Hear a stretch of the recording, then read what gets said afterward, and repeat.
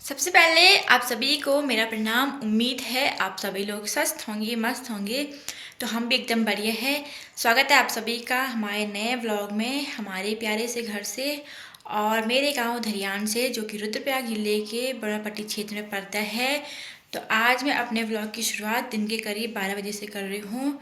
बाकी मैं व्लॉग ना घर के सारे काम निपटाने के बाद बनाती हूँ, मतलब काम जैसे झाड़ू पोछा, बर्तन वगैरह, कपड़े वगैरह धोने के बाद, क्योंकि उसके बाद बिल्कुल फ्री होके ब्लॉग बनाने के लिए अच्छा हो जाता है।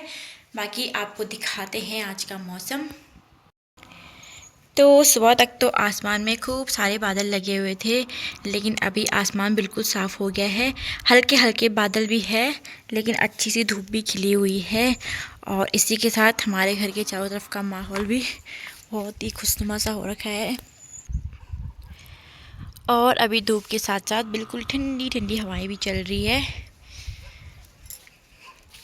बाकी हमारे छत से चारों तरफ के नज़ारे बहुत ही सुंदर दिखाई देते हैं।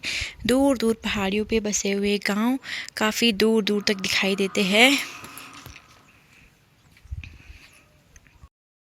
बाकी घर के ठीक सामने दिखते हैं ये ऊंचे ऊंचे पहाड़, और जो लास्ट वाली पीक है ना, वो है क्रौंच पर्वत। और वहाँ पे है भगवान कार्तिक स्वामी जी का मंदिर। बाकी उसके पीछे बादल लगे हुए हैं, तो वहाँ से हिमालय की चोटियाँ दिखती है, जो कि अभी नहीं दिखाई दे रही है क्योंकि वहाँ पे बादल लगे हुए हैं।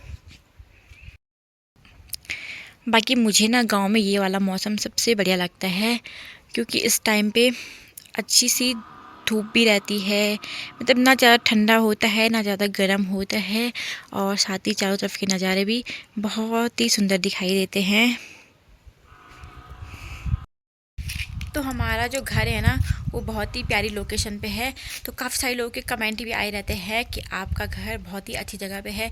भले ही चारों तरफ जंगल है, लेकिन यहाँ से जो नज़ारे दिखाई देते हैं, और पूरा यहाँ पे खुला खुला भी है, तो इसके वजह से बहुत ही अच्छा यहाँ पे लगता है।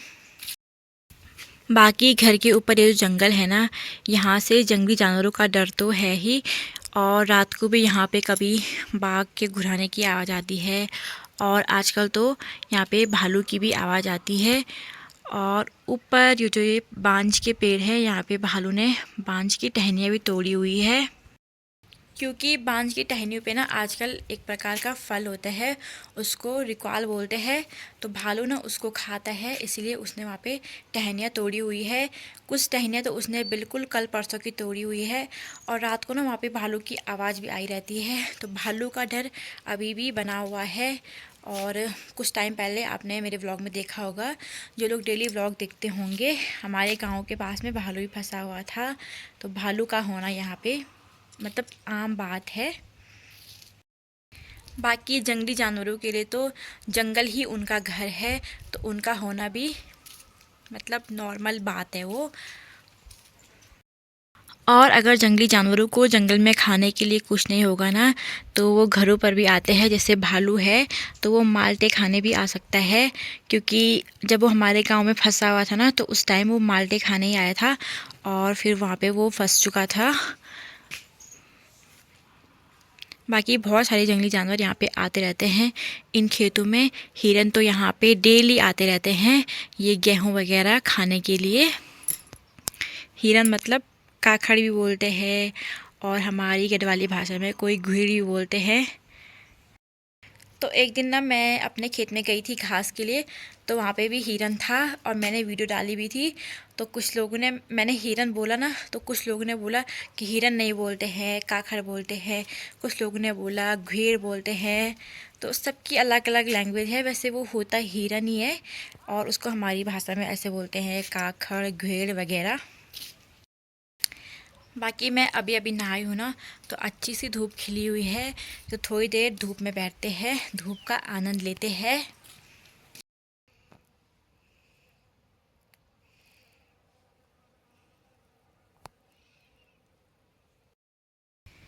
तो अभी दोस्तों दिन के 1:30 बज चुके हैं। बाकी यहाँ पे फिर से मौसम चेंज हो गया है। मस्त धूप सेक रही थी, और धूप के आगे से इतना बड़ा बादल आ गया और धूप छुप गई। फिर से ठंडी ठंडी हवाएं चल रही है, और साथ में ठंडा भी हो रहा है। देखिए भाई। बाकी यहाँ पे हमने जो कल गेहूँ सुखाए थे वो आज फिर से रखे सुखाने के लिए, क्योंकि कल ये ढंग से नहीं सूखे थे। और इनको खाने के लिए ना बार बार इन पेड़ों से पक्षी आ रहे हैं, तो उनको भी भगाना पड़ रहा है।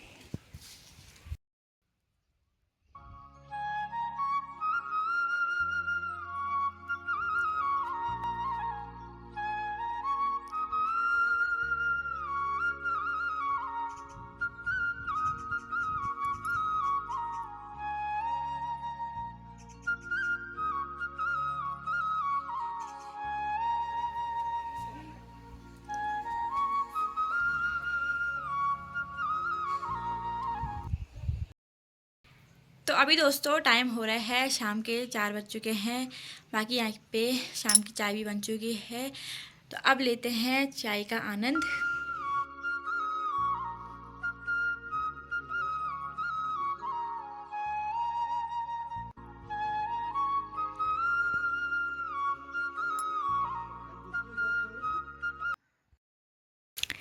तो अभी दोस्तों यहाँ पे ससुर जी ने आज फिर से ला रखे हैं तेड़ू। ये देखिए, ये है जंगली तेड़ू। तो इनको मैं पहले अच्छे से धो लेती हूँ, फिर इनको हम उबालने के लिए रखेंगे और फिर बनाएंगे तेड़ू की टेस्टी टेस्टी सब्जी। तो ये कुछ इस तरह के होते हैं, देखिए।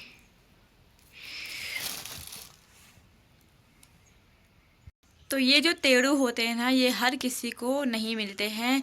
मतलब इसके पीछे भी एक कहानी है। तो महाभारत काल में जब पांडवों को वनवास हुआ था, तो वो जंगल में इस तरह के जंगली फल खाते थे, जैसे तेड़ू वगैरह। तो जब कौरवों को पता चला कि वो ऐसी चीज़ें खाते हैं, ऐसे फल खाते हैं, तो उन्होंने क्या किया कि तेड़ू को ज़मीन के अंदर इतनी गहराई में छुपा दिया ताकि ये पांडवों को मिल ना सके और वो भूख से तड़पते रहे। तो ऐसा कहा जाता है। तो इसीलिए तेड़ू हर किसी को नहीं मिलते हैं और ज़मीन के बहुत ही अंदर होते हैं, बिल्कुल पत्थरों के बीच। बाकी हमारे यहाँ ससुर जी को तो खूब मिलते हैं तेड़ू। परसों भी लेके आए थे, आज भी ले आए हैं। तो यहाँ पे ये जो तेड़ू थे ना, मैंने इनको धोने के बाद इस केतली में रख दिया है बॉईल करने के लिए।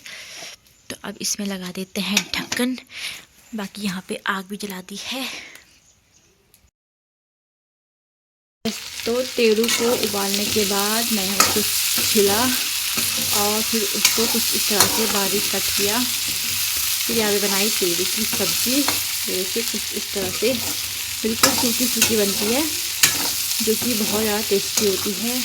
और मैंने लोहे की कढ़ाई पे सब्ज़ी बनाई है और भी ज़्यादा टेस्टी होगी। ये देखिए।